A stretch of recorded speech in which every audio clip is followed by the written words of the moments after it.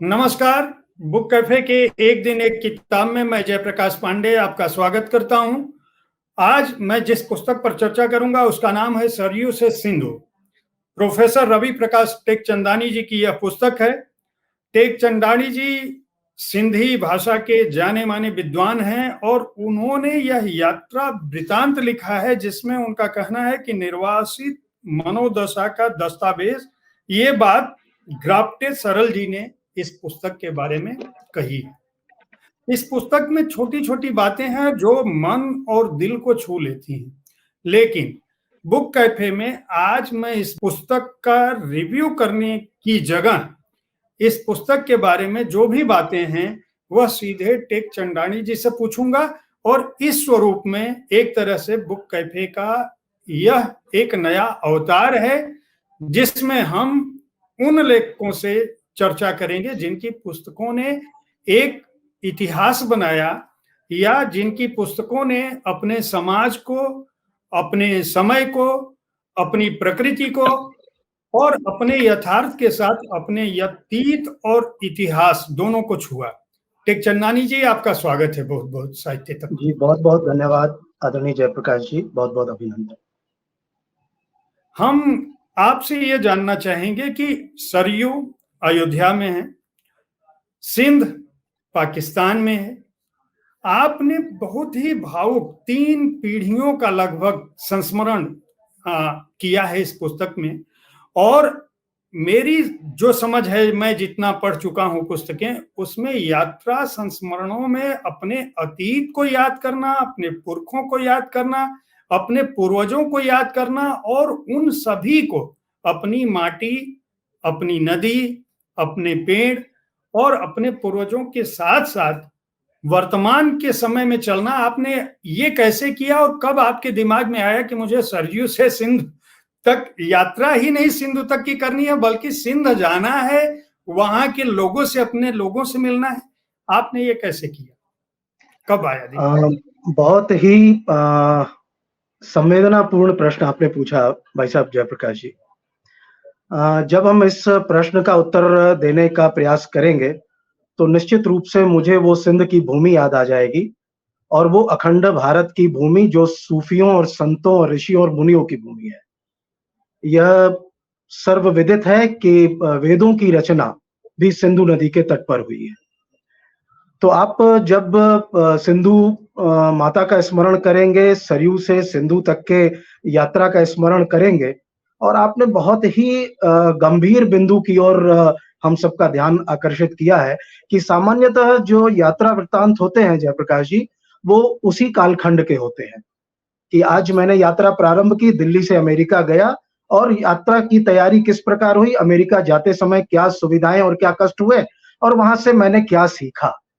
लेकिन आप ये मान के चलें कि यह जो यात्रा वृत्तांत है, यह मूल रूप से उस यात्रा का अंश है जो सन 1947 में सिंध का हिंदू समाज भारत के कोने कोने में आकर के बसा। उसकी यात्रा निरंतर जारी है, आज तक जारी है, वो समाप्त नहीं हुई है। और उस यात्रा के मूल में ही इस पुस्तक का बीज समाहित है और उस बीज को सिरे के रूप में मैंने इस पुस्तक में लिया है। तो इसीलिए यह जो यात्रा है, जो मेरे दादा ने, मेरे नाना ने, मेरे पिताजी ने, मेरे माँ ने जो सन 1947 से सिंध से प्रारंभ की थी और अयोध्या तक आ गए थे और भारत के विविध कोनों से होते हुए, बंबई से होते हुए, उत्तर प्रदेश से होते हुए और वो माता सीता के स्थान जनकपुर तक जाते हैं और लौट करके रामचंद्र जी के स्थान पर आके यहाँ स्थापित होते हैं। यह जो यात्रा थी, उनका यह छोटा सा बालक जिसका नाम रवि है, उसने यह बीज 1977 में रामनवमी के दिन में बोया गया था। आप जब जब कुछ प्रश्न करेंगे मैं इस श्रृंखला को आगे बढ़ाऊंगा और मुझे बड़ा अच्छा लगेगा कि आपने बहुत ही सुंदर प्रश्न बीज प्रश्न के रूप में ही पूछ लिया। यह यात्रा निरंतर जारी है और यह आगे भी चलती रहेगी। नहीं, इस पुस्तक की जो शैली है और जो भाषा है, अपने आप में वो एक नया स्वरूप बताती है। खासकर जब हम बंटवारे की, विभाजन की त्रासदी की बात करते हैं। अभी प्रधानमंत्री महोदय ने एक त्रासदी दिवस का उल्लेख किया था। तो हम जो लोग वहां से यहाँ आए थे, उनमें सिख समाज की, पंजाबी समाज की, बाकी समाजों की बात करते हैं। सिंधी समुदाय इस रूप में पिछड़ा सा क्यों लगता है, और क्यों उस पर उस रूप में चर्चा नहीं होती जिस रूप में होनी चाहिए थी?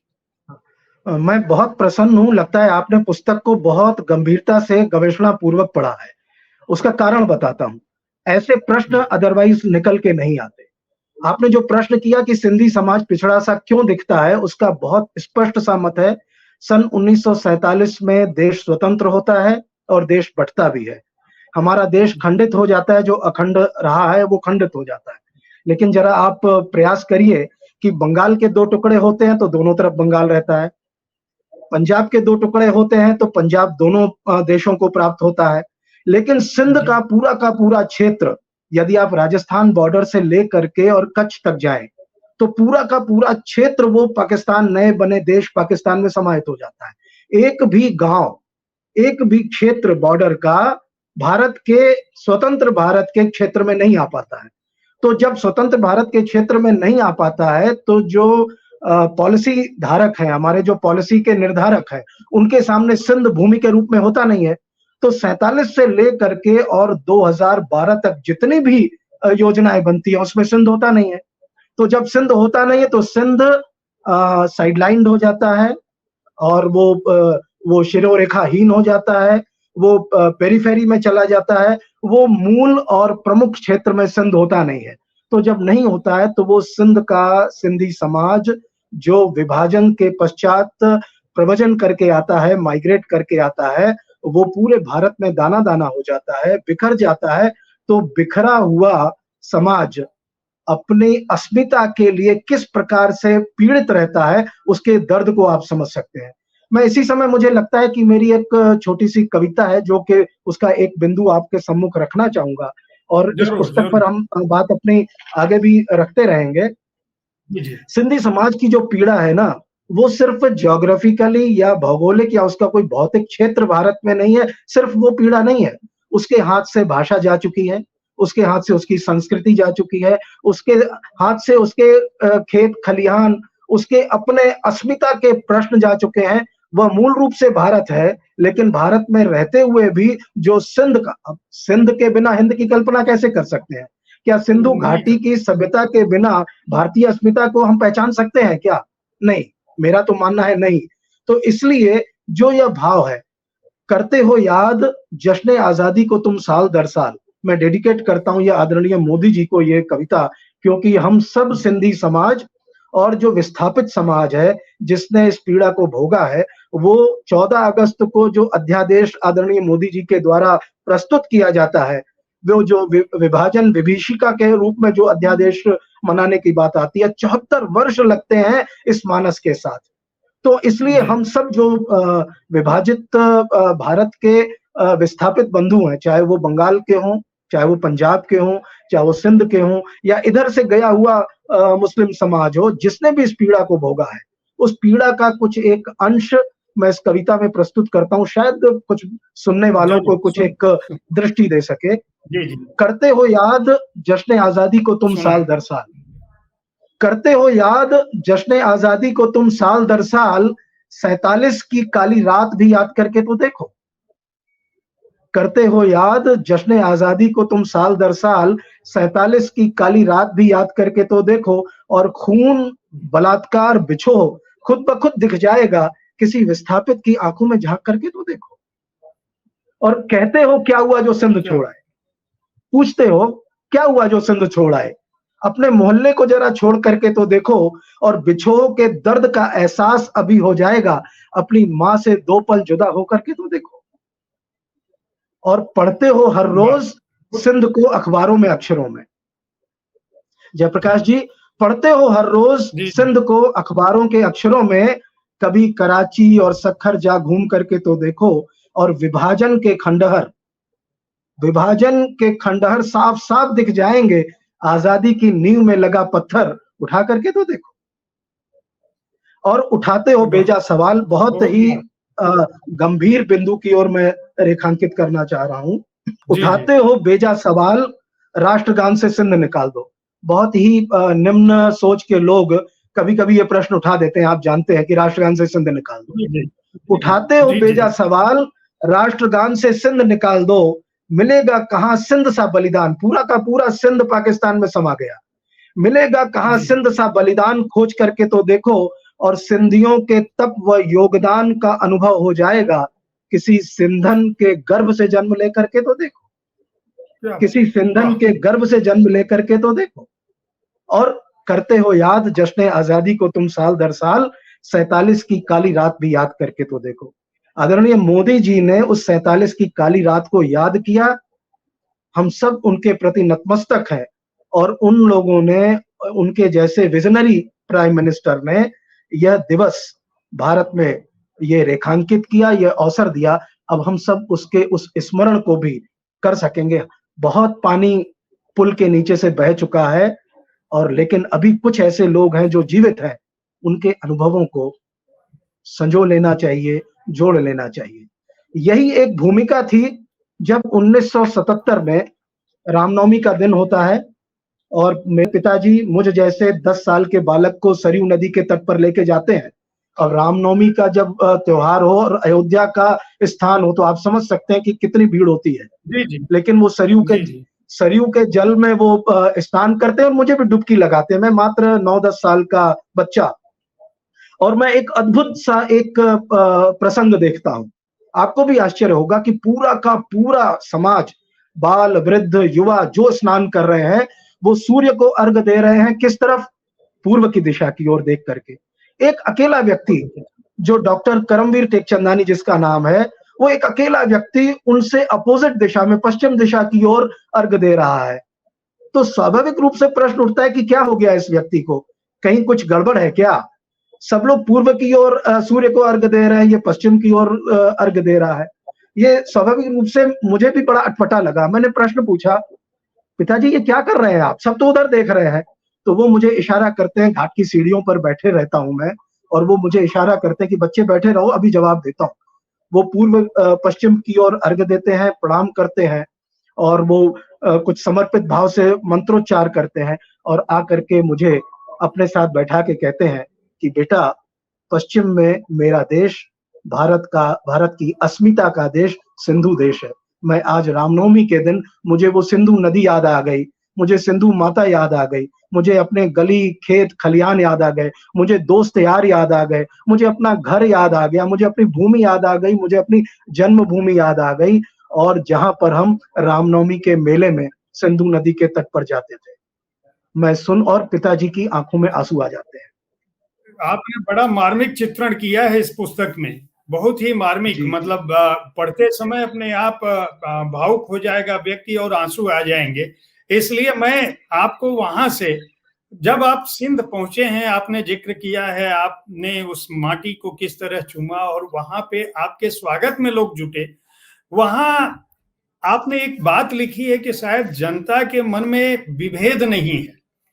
मैं वहां के आपके, जब आप सिंध पहुंचे हैं इस पुस्तक में, चूंकि पुस्तक की पन्नों की गिनती भले ही कम है, लेकिन भाव इतने उच्च हैं कि आप एक एक वाक्य में पूरा एक अध्याय लिख दे रहे हैं।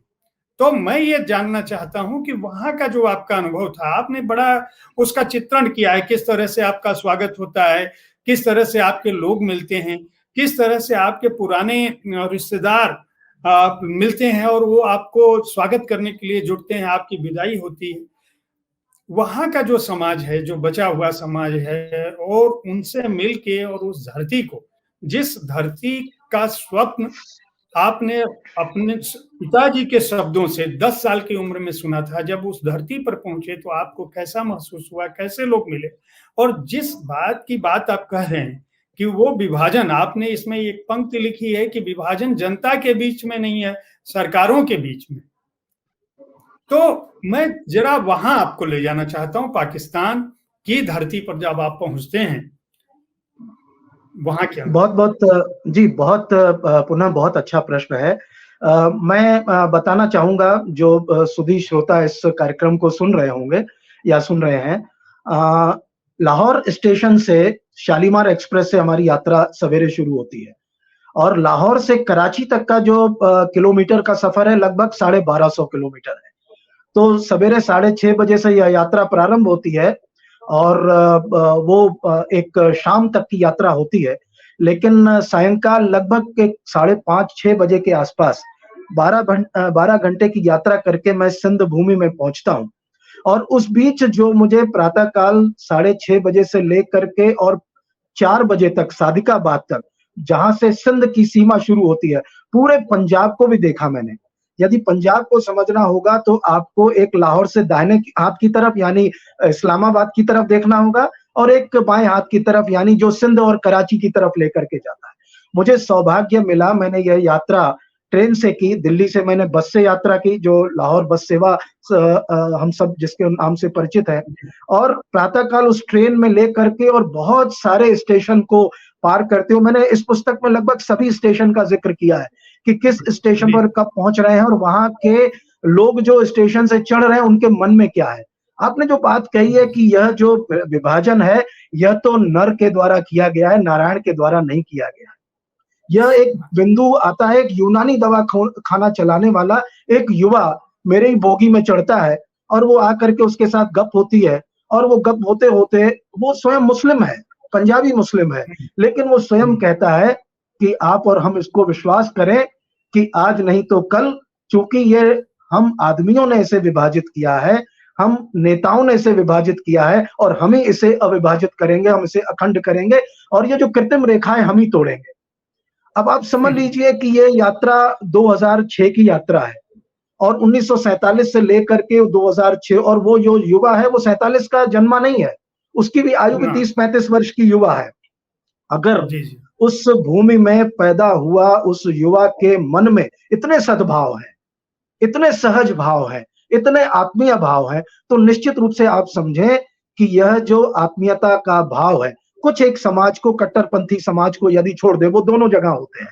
तो जो एक समाज, एक जो सहज समाज है, जो आम समाज है, वो तो पुनः एकाकार होना चाहता है और वो प्रश्न करता है। ये तो अचानक विभाजन कर दिया गया, बिना सोचे समझे विभाजन कर दिया गया। विभाजन की जो गणित थी कुछ लोगों को सूट करती थी और उन्होंने तत्काल विभाजन कर दिया उसे। तो यह जो विभाजन की रेखा गणित है, रेखा गणित इसलिए कह रहा हूं कि रेखाएं तो खींची गई है, यह बीज गणित नहीं है या अंक गणित नहीं है, यह रेखा गणित है। तो यह जो विभाजन की रेखा गणित है, उस युवा ने जब ये कहा, मैं बहुत प्रेरित हो गया उससे, मैंने गले मिल लिया और उससे गले मिलने के कहा, बंधु मैं भी आपकी उम्र का हूं, आप भी एक ही उम्र के हैं, मैं रवि हूं, आप आफताब हैं, दोनों का अर्थ सूर्य है, दोनों में कोई फर्क नहीं है। आप सूर्य को आफताब के रूप में देखते हैं, मैं सूर्य को रवि के रूप में देखता हूं। तो वो जो वातावरण उस ट्रेन में पनपता है और जो सिंध की भूमि में लेकर के जाता है, क्योंकि यह यात्रा बाल्यकाल से ही प्रारंभ हो चुकी होती है हमारे मानस में।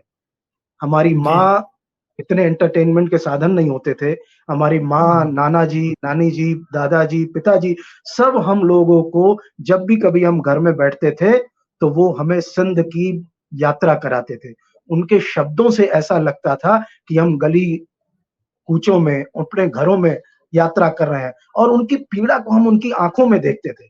कौन सा ऐसा बच्चा होगा जयप्रकाश जी जो अपनी पिता की, माँ की पीड़ा को उनकी आंखों में उतरते आंसुओं के रूप में अनुभव न करे और पीड़ित न हो। तो जब मैं सिंध की भूमि में उतरता हूँ तो वहां का जो उस कार लेने आने वाला ड्राइवर है, वो चाहे मोहम्मद खान हो या जो वहां के जो गुलाब चंद हो या जो वहां के आए हुए मुखिया साहब हो, जो हिंदू पंचायत के मुखिया हैं, वो सब गले मिलते हैं। तो जब मैं उस भूमि को, उस सखर, उस पन्नो आकिल स्टेशन पर उतरता हूँ तो मैं उसको चूम लेता हूँ। मुझे पता नहीं कि कब मैं साष्टांग दंडवत कर लेता हूँ और मुझे ऐसा एहसास होता है कि मेरे स्वर्गीय पिताजी मेरे शरीर के अंदर आ गए हैं और वो मेरे माध्यम से अपनी उस जन्मभूमि में आ करके और उसको आलिंगनबद्ध हो गए। ये रवि नहीं था उस समय वो डॉक्टर करमवीर टेकचंदानी होते हैं जो मेरे शरीर के अंदर प्रवेश करके और अपनी उस जन्मभूमि से, उस मिट्टी से, उस कण कण से अपने आप को समाहित कर लेते हैं। तो वह जो आत्मीय भाव मिलता है उसको शब्दों में नहीं वर्णित कर सकते। ये पुस्तक भले कुछ पृष्ठों की है, इस पुस्तक के भावों को आप पृष्ठ संख्या में नहीं बांट सकते। मैंने यही बार बार मैं अपने पाठकों को, श्रोताओं को बताना चाहता हूं, एक तो नेशनल बुक ट्रस्ट ने इस पुस्तक को छापा है, और ट्रस्ट जो है बहुत ही अच्छी उम्दा पुस्तकें छापता रहा है और बहुत सस्ती पुस्तकें छापता है। तो इस पुस्तक को श्रोताओं को हमारे खरीदना चाहिए और देखना चाहिए कि बहुत सहज भाषा में, मूल्य भी बहुत कम है इसका, 100 रुपए से भी कम, 90 रुपए का मूल्य है, और इतने कम में, मतलब मैं अपनी भाषा के प्रति, और मैं, आपने बलदेव भाई शर्मा जी का जिक्र किया है कि उन्होंने, वो अध्यक्ष थे और उन्होंने आपसे आग्रह करके इस किताब को छापने के लिए कहा था। तो नेशनल बुक ट्रस्ट को, बलदेव भाई शर्मा को और आपको खुद को इतने सहज भाषा में आपने लिखा है। आपने 12 पुस्तकें भी लिखी हैं, अनुवाद भी किया है, उर्दू, अवधी, हिंदी, सिंधी, सबका ज्ञान है। कैसे आप कर लेते हैं प्रोफेसर साहब, जरा इस पर बताइए। हम लोग भावुक बहुत हो गए, थोड़ा पाठकों को अपने दूसरी तरफ ले जाया जाए। जी जरूर जरूर, बहुत आवश्यक है आदरणीय जयप्रकाश जी। मेरे अग्रज का नाम भी जयप्रकाश है, तो आप हमारे अग्रज हैं। हम 6 भाई हैं, चूंकि आपने बात की है तो हम 6 भाई हैं और सभी प्रकाश हैं। कोई ज्ञान प्रकाश है, कोई जय प्रकाश है, कोई प्रेम प्रकाश है, कोई विश्व प्रकाश है, कोई रवि प्रकाश है, कोई अमर प्रकाश है, हम सब प्रकाश हैं। तो आपने जो बात की, इसके लिए मैं बलदेव भाई शर्मा जी का और नेशनल बुक ट्रस्ट का हृदय से आभार प्रकट करता हूं, और बलदेव भाई जी के प्रति बहुत ही हृदय से कृतज्ञता ज्ञापित करता हूं कि उन्होंने कहा कि इस पुस्तक को हम छापेंगे। और ये मेरी पहली पुस्तक है, इससे पहले एनबीटी से कोई पुस्तक मेरी नहीं छपी, और निश्चित रूप से एनबीटी से छपना अपने आप में ये एक, आप समझ लीजिए कि उत्साहवर्धन स्थिति है। देखिए, मेरा जो जन्म है वो अयोध्या का है, और 1967 का है, 1968, 25 जून 1968 का जन्म है मेरा। और मैं वहां पर सरस्वती शिशु मंदिर का छात्र रहा। फिर उसके बाद गवर्नमेंट इंटर कॉलेज में गया, और गवर्नमेंट इंटर कॉलेज के बाद फिर अनिल सरस्वती विद्या मंदिर में गया, और मनोहर लाल इंटर कॉलेज, यानी कि कक्षा शिशु से लेकर के कक्षा 12 तक मैं 4 विद्यालय बदले।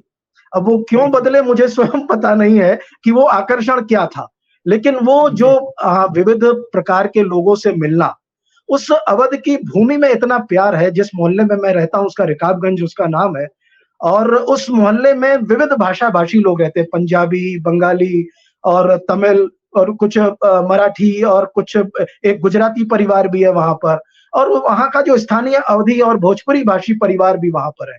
कुछ यादव हैं, कुछ साहू हैं, कुछ मुस्लिम हैं। तो वो जो एक मिनी इंडिया, हमारी गली जो है वो मिनी इंडिया है। तो उनके साथ साथ जो एक वातावरण बनता है वो आपके अहंकार को तोड़ता है। अहंकार, जब आप किसी एक समाज के साथ एक ही मोहल्ले में रहते हैं ना, उदाहरण के लिए आप ले लें कि अगर हम खाली सिंधी समाज में रह रहे हैं, या खाली पंजाबी समाज में रह रहे हैं, या खाली आप किसी और समाज में रह रहे हैं, तो वो आपका जो समाज का जो एक अहंकार, जो गुरूर है, वो डेवलप करता है। ये मेरी समझ है। और जब आप विविध भाषा भाषियों और विविध समाज के मध्य रहते हैं, तो वो आकर्षण, वो मिनी इंडिया, भारत क्या है? भारत तो विविधता से पूर्ण देश है ना, यही संपत्ति है हमारी। विविध भाषाएं हैं, भाषाओं के रूप में कुछ लोग तोड़ने का प्रयास करते हैं, लेकिन हम इसे जोड़ने के रूप में देखते हैं। तो वह जो गली है जिसमें मेरा जन्म होता है, वो मुकेरी टोला कहलाता है, और रिकाबगंज का एक क्षेत्र है, वहां जन्म होता है। और आपको आश्चर्य होगा मैं बताते हुए कि मैं अभी 5वीं कक्षा का छात्र था, और मैं पिताजी को देखता था कि वो अरबी फारसी लिपि में, पिताजी डॉक्टर थे, और वो जो अकाउंट बनाते थे वो अरबी फारसी और देवनागरी सब में बनाते थे। तो मैं उसे पढ़ने का प्रयास करता था। तो मैं कभी कभी, पिताजी मजाक में कहते थे, ये संपत्ति का ब्यौरा है, वो मैं नहीं बता सकता तुमको। तो मैंने कहा, मैं तो पढ़ के इसको मैं देखूंगा ही आपकी कितनी संपत्ति है। तो ये जो पिता और बेटे के मध्य वो जो लिपि और भाषा को लेकर के जो सहज भाव बनता है, तो वो मुझे एक गुरु के पास लेके जाते हैं, मास्टर रामचंद्र जी उनका नाम होता है, और वो तेल का व्यवसाय करते हैं, अयोध्या में ही रहते हैं। और वो मुझे कहते हैं कि बेटा आप 10 बजे पहुंच जाना, और मैं 10 बजे नहीं पहुंचता हूँ, 10:05 पे पहुंचता हूँ। वो मुझे डांट करके भगा देते हैं। मैं बड़ा मायूस हो जाता हूँ, लेकिन बाहर आकर के खटिया पड़ी है, मैं उस पर बैठ जाता हूँ। वो 2 घंटे के बाद 12 बजे भोजन के लिए निकलते हैं, और तपती दोपहरिया में मुझे देखते हैं कि ये बालक अभी भी यहाँ बैठा हुआ है, 10-11 साल का, क्या बात है? तो वो मुझे अपने गले से लगाते हैं कि क्या चाहते हो? मैंने कहा मैं सिंधी पढ़ना चाहता हूँ। क्यों पढ़ना चाहते हो? और ये अरबी लिपि और फारसी लिपि में जो सिंधी पढ़ाई जाती है उसको पढ़ना चाहता हूँ। क्यों पढ़ना चाहता हूँ? तो मैंने भी सहज भाव से कह दिया कि पिताजी जो लिखते हैं ना उसे पढ़ना चाहता हूँ कि वो क्या-क्या लिखते हैं। तो उन्होंने कहा तुम्हें मालूम है तुम्हारे पिताजी को भी मैंने पढ़ाया है। ये मेरे लिए नई सूचना थी। तो मैंने कहा तब तो मैं अपने पिताजी का गुरु भाई बन जाऊँगा। एक तरफ पिताजी और एक तरफ गुरु भाई। आप समझ सकते हैं कि कितना आनंदित रहा होऊँगा मैं। तो वो वहीं से जब मैंने अरबी फारसी पढ़ी, तो अपने आस-पास जो मुस्लिम समाज आता है और वो जो मस्जिद है मेरी गली में, वहाँ जब मैं देखता था कि पट्टी लेकर के और मुस्लिम बच्चे उर्दू पढ़ते हुए जाते हैं, तो मैं उनको रोक-रोक करके कहता था यार 1-2 वाक्य, 1-2 जुमला, 1-2 अल्फाज मुझे भी तो सिखा दो। तो ये बीज वहीं पड़ गया था अयोध्या की उस भूमि में। तो अवधी भूमि में अवधी आ गई, उर्दू आ गई, सिंधी आ गई, हिंदी में मैं विद्यार्थी जीवन में पला-बढ़ा और आगे बढ़ा तो विश्वविद्यालय और उस कॉलेजेस में अंग्रेजी आ गई। तो आप समझ लीजिए कि मैं कितना भाग्यशाली हूँ कि इस प्रकार से और थोड़ा-सा और मित्र अच्छे बने तो भोजपुरी भी आ गई। आप जैसे मित्र बने तो कुछ भोजपुरी और सिंधी पर मैंने काम भी किया है उनकी कहावतों पर। तो इस प्रकार से ये भाषाएँ सीखने का। इन दिनों आप क्या कर रहे हैं? इन दिनों मैं इससे पहले दिल्ली विश्वविद्यालय में सिंधी भाषा का अध्ययन-अध्यापन कर ही रहा हूँ। लगभग 10 शोधार्थी मेरे विभाग में जिसका नाम है आधुनिक भारतीय भाषा विभाग और उसमें 11 भाषाएँ पढ़ाई जाती हैं। तमिल, तेलुगु, कन्नड़, मलयालम, उड़िया, बंगला, असमिया, मणिपुरी और मराठी, गुजराती और सिंधी। 11 भाषाएँ पढ़ाई जाती हैं। दिल्ली विश्वविद्यालय का अति महत्वपूर्ण विभाग है ये, नॉर्थ कैंपस में है। तो इसमें कंपैरेटिव इंडियन लिटरेचर की पढ़ाई होती है, सर्टिफिकेट डिप्लोमा की पढ़ाई होती है, विविध कॉलेजेस में लैंग्वेजेस की पढ़ाई होती है। तो मेरे अंतर्गत जो एमफिल और जो पीएचडी कर रहे हैं बच्चे, ये हम सब टीचर जितने उस विभाग में हमारा ऐसा मानस है, हम एक भाषा में रिसर्च को कम विद्यार्थियों को प्रेरित करते हैं। हम उसे कहते हैं कि आप सिंधी और हिंदी का तुलनात्मक अभ्यास कर लीजिए। सिंधी और संस्कृत का तुलनात्मक अभ्यास कर लीजिए, सिंधी और पंजाबी का कर लीजिए। तो मेरे अंतर्गत जितने विद्यार्थियों ने शोध कार्य किया है, वो उसमें क्या कहते हैं सिंधी और हिंदी के लेखकों को लेकर के सिंधी और तमिल के तिरुवल्लुवर और सिंधी के सामी पर काम हुआ है, वो मेरा रिसर्च पेपर भी है। और इसी प्रकार से पंजाबी की विभाजन की कहानियाँ और कविताएँ उस पर काम हुआ है। कुछ तो ऐसे हम विषय लेकर के आए हैं, जिन विषयों को लेकर के सामान्यतः रिसर्चर अभी सोचते नहीं है, जिसमें विभाजन के विविध पहलुओं को लेकर के, संस्कृति के विविध पहलुओं को लेकर के हम कार्य करते हैं और ये दिल्ली विश्वविद्यालय में चल रहा है। एक बात और मैं सूचित करना चाहूँगा आप सब लोगों को, भारत सरकार की एक संस्था है राष्ट्रीय सिंधी भाषा विकास परिषद। यह पहले मानव संसाधन विकास मंत्रालय इसे देख रहे थे, अब शिक्षा मंत्रालय, पहले भी यह शिक्षा मंत्रालय ही था। तो शिक्षा मंत्रालय का यह संस्थान है, बहुत बड़ा संस्थान नहीं है, 25 वर्ष हो गए हैं। राष्ट्रीय सिंधी भाषा विकास परिषद का 2015 से 2018 तक मैं निदेशक रहा। तो उस कालखंड में लगभग हमने एक 400 से अधिक कार्यक्रम किए, कई पुस्तकें प्रकाशित हुई, लेकिन उन कार्यक्रमों में जो एक मेरा मानस है, व्यक्तिगत मानस है, देखिए जयप्रकाश जी भाषाएं जो है ना आपस में बहनें हैं। तो इसमें जब बहनों की बात करेंगे तो मुझे याद आ रहे हैं आदरणीय अटल बिहारी वाजपेयी जी। क्यों याद आ रहे हैं उसका एक कारण है। जब भारत के संविधान में सिंधी को स्वीकृति के लिए एक प्रयास चल रहा था, तो जितने आपके ये श्रोता सुन रहे हैं मैं उनको बताना चाहूंगा, उस समय एक आंदोलन हुआ था कराची हलवा आंदोलन। ये अपने आप में नाम बड़ा अद्भुत है। ये कराची हलवा आंदोलन क्या था? कराची से सिंधी समाज आया और 1947 में और प्रांत जो बने भारत के अलग-अलग समय पर वो भाषा के आधार पर प्रांत बने। तो सिंधी भाषा को संविधान में कैसे सम्मिलित किया जाए, तो इसके लिए वो प्रयास प्रारंभ किए गए। तो जयराम दास दौलत राम जी नेहरू गवर्नमेंट में थे और वो असम और बिहार के गवर्नर भी बने, मंत्री भी रहे। गांधी जी के बहुत प्रिय लोगों में से थे। उन्होंने गुलजारी लाल नंदा जी जब गृह मंत्री थे उनको कहा कि भाई भाषा सिंधी को भी ले लीजिए। तो उन्होंने कहा सिंध का कोई क्षेत्र नहीं, हम कैसे ले लेंगे? तो उन्होंने कहा भाषाएं भूमि से नहीं बोली जाती, भाषाएं बोलने वाले लोग होते हैं। वो जब विभाजन से इतने दूर आ गए, सिंध छोड़ के आ गए, तो उनकी भाषा, उनकी अस्मिता की जो पहचान है, जो अस्मिता है भाषा कम से कम आप दे दीजिए। तो बहुत एक आत्मीय उनके बीच में बातचीत होती है, वो फिर कभी किसी और समय इसका उद्घाटन किया जाएगा। तो वो सन 67 में आती है वो किसी प्रकार से, तो अटल बिहारी वाजपेयी जी भी उसमें रुचि लेते हैं। तो एक बार पत्रकारों ने उनसे पूछा था जब वो मेंबर पार्लियामेंट थे, आपको इतनी रुचि क्यों है अटल जी, आप सिंधी को क्यों चाहते हैं कि भारत के संविधान में आ जाए? तो उन्होंने जो उत्तर दिया था वो यहाँ समीचीन है बताना। उन्होंने कहा था कि हिंदी मेरी माँ है और सिंधी मेरी मौसी है।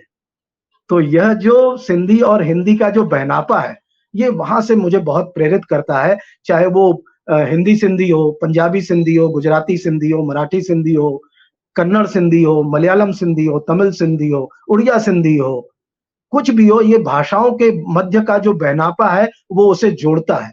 तो इसीलिए जब मैं निदेशक था, तो मैंने लगभग भारत की सभी भाषाओं में, बनारस में तो एक कार्यक्रम हुआ था, नमामि सिंधु नमामि गंगे। अब ये जी, दृष्टिगत याद है। नमामि गंगे कार्यक्रम हो रहा है, ये बहुत अद्भुत कार्यक्रम हुआ था। उसके पश्चात एक कार्यक्रम इस तरह, मेरा मानस था, हम तो कश्मीर में भी गए थे ये कार्यक्रम करने कि सिंधी और कश्मीरी का आदान-प्रदान। हम मलयालम कोच्चि में गए।